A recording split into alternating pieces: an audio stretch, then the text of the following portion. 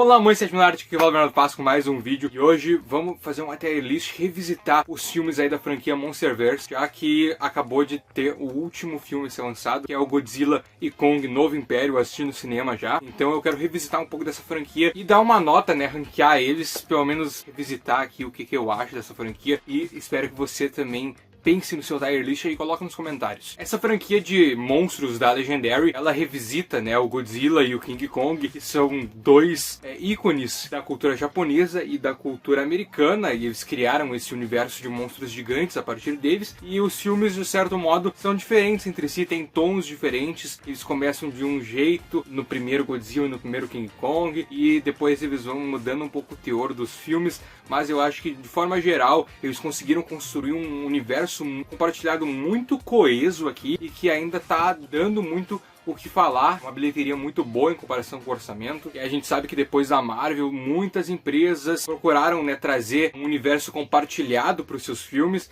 mas nem todas acertaram. E aqui a gente tem um grande acerto no quesito um universo compartilhado de monstros gigantes. Os filmes se conectam muito bem e tem uma história simples, mas interessante. Vamos por ordem de lançamento. O primeiro Godzilla. O primeiro Godzilla para mim é um filme muito bom. Eu sei que uma das maiores reclamações dele é que é um filme de quase 2 horas e o Godzilla aparece por 10 minutos, se eu não me engano. Mas eu acho o filme muito bem construído. Pra mim ele é o melhor filme dentre todos esses, eu acho, que conecta a história dos personagens humanos. Porque a maior crítica a esses filmes é o desenvolvimento dos personagens humanos e o quão interessante é as histórias deles. Aqui no primeiro Godzilla, eu acho que eles focam bastante nos humanos e de uma forma interessante. A gente vê o protagonista aqui, toda a questão da mulher e do filho dele, a questão do pai dele, de dar uma enlouquecida, né, por ter ficado todos esses anos pesquisando e descobrir que aquilo era o Godzilla, já que a gente vê que a usina que ele trabalhava caiu, a mulher dele morreu. Eu acho todo o drama do personagem principal aqui e a jornada dele durante o filme, como ele acaba sendo útil para a trama do Godzilla, eu acho bem interessante, se conecta bem, sabe? Porque eu gosto muito de ver essa coisa dos monstros gigantes pela perspectiva dos humanos. Eu acho que Godzilla Minus One, que é um lançamento japonês aí, que foi muito bem feito, até ganhou o Oscar de melhores efeitos especiais esse ano, mostrou muito bem isso, que o Godzilla, ele é uma peça que pode ser usada para um filme de monstro gigante com muita ação, e é mais fácil usar ele assim, ou ele pode ser também usado para algo mais dramático e também ser muito bem feito.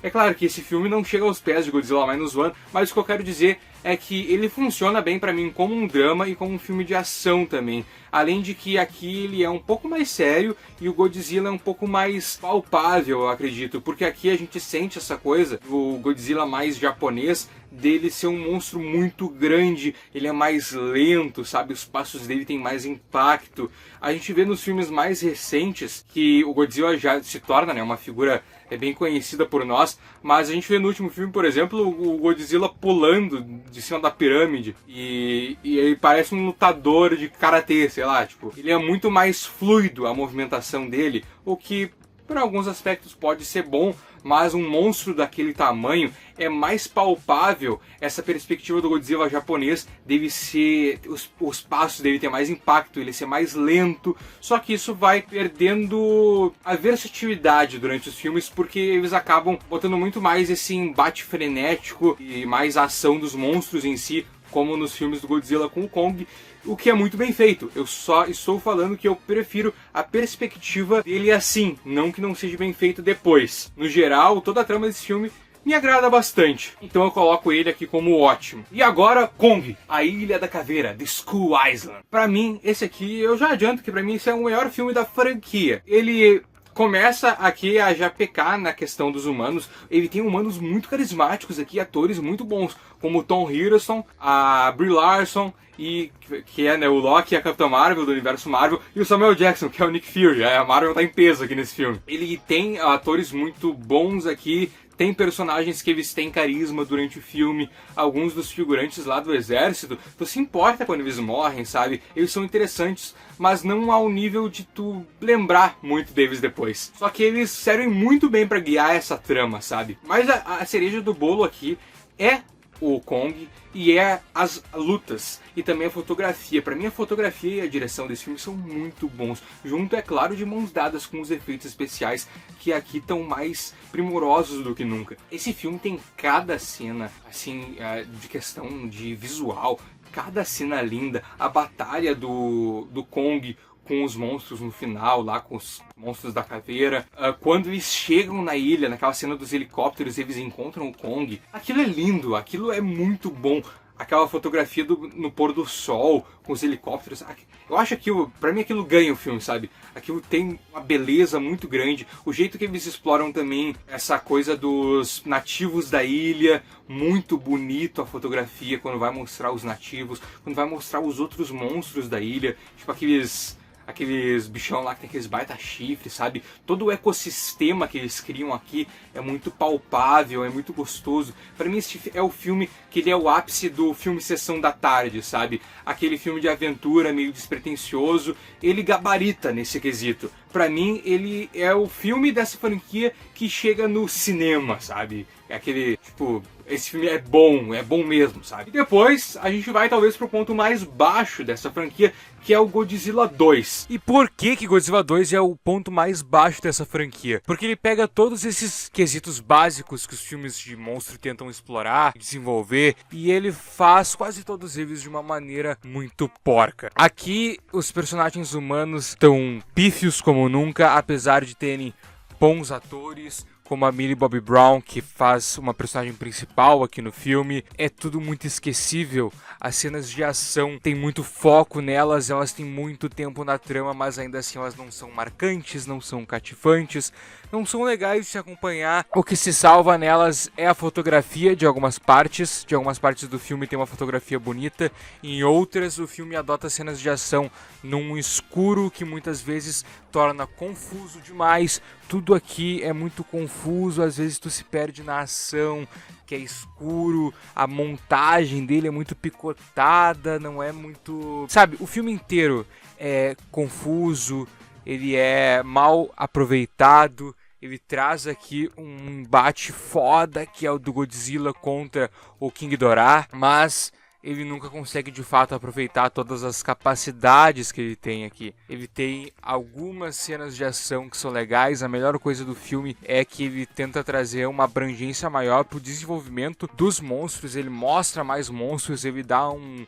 aspecto global para a existência desses kaijus, desses monstros gigantes, mas é o ponto mais fraco dessa franquia, com certeza. E aí temos Godzilla vs Kong, o primeiro grande embate desses dois monstros que são os protagonistas dessa franquia. E aqui a gente tem um filme que ele é bom, ele não é espetacular, ele não é ruim, não é a melhor nem a pior coisa feita nesse Monsterverse, mas ele traz aqui o tom que aparentemente é o que vai ser levado pra frente nos próximos filmes, que é adotar a galhofa, a ação, algumas piadas nos núcleos humanos e essa coisa mais, tipo, mais galera, assim, vamos adotar que é uns monstros gigantes mesmo, vamos ir de fundo nisso. Tem como trazer um aspecto mais sério, eu acho interessante quando trazem, como lá no primeiro Godzilla, tem, mas aqui eles decidem de vez que vão ir pra esse lado mais galera, assim. Só que o filme é bom, ele traz todos esses quesitos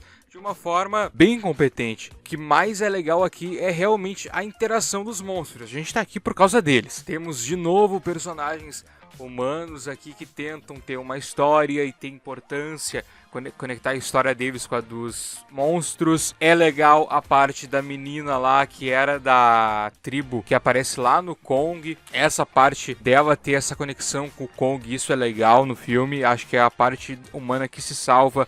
A Millie Bobby Brown de novo aqui tá com seu carisma sendo desperdiçado em uma trama envolvendo ela que é muito fede nem cheira. E Godzilla vs Kong realmente aquele filme que é muito divertido de assistir. Ele tem cenas muito bem feitas, a fotografia aqui é linda, os efeitos especiais são maravilhosos e no final das contas ele é um filme bom. E agora vamos pro filme mais recente, que é o Godzilla e Kong, o Novo Império. Pra começar, os humanos aqui, de novo, é aquela mesma palhaçada de sempre, pouco faz como pouco fez, tentam ligar eles de forma importante com os personagens monstros e fazem isso de uma maneira bem porca e sem sentido. Só que o desenvolvimento aqui dos monstros eu acho muito bom. O Godzilla pouco aparece no filme, tá o nome dele no filme, mas ele aparece, se eu não me engano, ele em si, em foco, aparece 8 ou 10 minutos durante o filme todo. Mas o background que eles dão pra ele, conectando com os antepassados do Kong, é interessante, sabe? Ele adiciona a mitologia do próprio Godzilla e a luta final com ele lá é muito bem feito, mas o foco aqui é o Kong e o jeito que o filme mostra o Kong procurando pela família dele, pelos semelhantes a ele, o jeito que ele desenvolve o Kong como um animal, sabe? Um animal inteligente no próprio habitat dele. Tem cenas compridas aqui sem falas nenhuma, só do Kong andando, explorando o universo da Terra Oca, encontrando, né, os outros primatas lá. Eu acho isso muito bem feito no filme. Ele desenvolve o Kong de uma maneira muito boa. Eu acho que nesse quesito o filme me ganha, porque o outro filme ele é mediano, bom no que se propõe, cenas de ação muito boas, mas a trama é muito simples. A trama desse o Godzilla e Kong Novo Império é simples, mas são algumas pequenas coisas como essa que eu acho que o filme ele passa do mediano, sabe? Ele realmente traz algo interessante no explorar esses monstros. Então, no final das contas, esse também é um filme bom, só que um pouco melhor, no final das contas, do que o Godzilla vs Kong. Pouca coisa, na minha opinião, mas é um filme superior no frigir dos ovos. Então, no final das contas, eu não quero me ater muito ao último filme, porque esse não é um vídeo de crítica, e também eu acredito que muitas pessoas não assistiram ainda. Mas no final das contas, o meu tier list ficou esse. Dê uma olhada aí, digam qual ficou o de vocês, para vocês qual é o filme favorito desse universo. Eu sei que o de muitas pessoas é o Godzilla vs Kong, pra mim ainda é a Ilha da Caveira, é o mais redondinho, mais completinho, bonito de todos esses. Gostaram desse formato de tier list? Eu gosto de repensar os filmes e ranquear eles. Tem gente que não gosta muito de dar nota para os filmes. Eu gosto de ranquear eles nas franquias, na minha cabeça. Então coloque nos comentários a tua ordem, o teu top dos filmes do Monsterverse. E gostam de vídeos sobre o Monsterverse? Pretendo trazer aí outros filmes, talvez falando sobre os Titãs Mais Poderosos ou a história completa desses filmes nesse universo. Então não esquece, se inscreve no canal, deixa um like. Até a próxima, meu querido. E tchau.